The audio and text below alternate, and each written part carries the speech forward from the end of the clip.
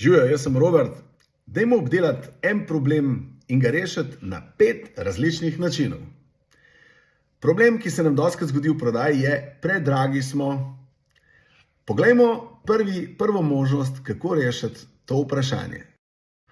Prva rešitev na temo predragi smo: znižaj ceno. Zakaj ne znižati cene? Druga rešitev na primer predragi smo: pojasni, zakaj gre, razloži. Podprodaj rešitev, ne artikel. Tretja rešitev na vprašanje predragi smo: poveži skupaj z nečim drugim, naredi kompleten paket. Četrta rešitev, na primer predragi smo: v primerjavi s čim, najdi substitut, ali ta substitut sploh je, ali sploh obstaja. Sploh ne vemo, če smo res predragi, samo rekli so. Peta rešitev, na primer, kadar stranke rečejo predragi ste,